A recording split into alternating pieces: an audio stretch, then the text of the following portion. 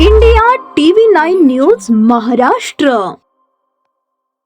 केंद्रीय शिक्षण मंत्री धर्मेंद्र प्रधान यांनी पदाचा राजीनामा दिल्यानंतर सोलापुरात विद्यार्थी, विविध सामाजिक व राजकीय संघटना तसेच कार्यकर्त्यांनी फटाके फोडून घोषणाबाजी करत आनंदोत्सव साजरा केला।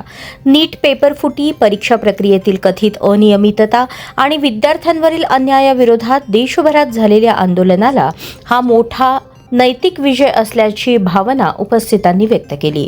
युवा पॅन्थर, वंचित बहुजन आघाडी, महाराष्ट्र नवनिर्माण सेना, बहुजन समाज पार्टी आणि विविध विद्यार्थी संघटनांचे कार्यकर्ते या आनंदोत्सवात सहभागी झाले होते। यावेळी धर्मेंद्र प्रधान तो झाकी है, नरेंद्र मोदी बाकी है, विद्यार्थी एकजुटीचा विजय असो आणि अभी तो अंगड़ाई है, बाकी और लढाई है अशा घोषणांनी परिसर दुमदुमून गेला।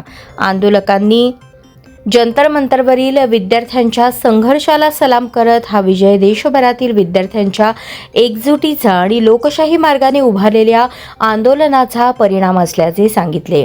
यावेळी वक्त्यांनी स्पष्ट केले की केवळ राजीनामा हा अंतिम टप्पा नसून देशातील परीक्षा व्यवस्था अधिक पारदर्शक, विश्वासार्ह आणि विद्यार्थी हिताची करण्यासाठी व्यापक सुधारणा करणे आवश्यक आहे।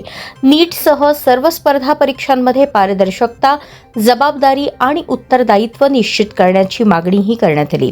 या आनंदोत्सवात आंदोलक आतिश बनसोडे, अनुराग सुतकर, चांद सुरवसे, विनोद जाधव, प्रज्वल प्रसन्न, मनोज भालेराव, अभि शिंगे, प्रफुल्ल बनसोडे यांच्यासह विविध संघटनांचे पदाधिकारी, कार्यकर्ते आणि मोठ्या संख्येने विद्यार्थी सहभागी झाले होते।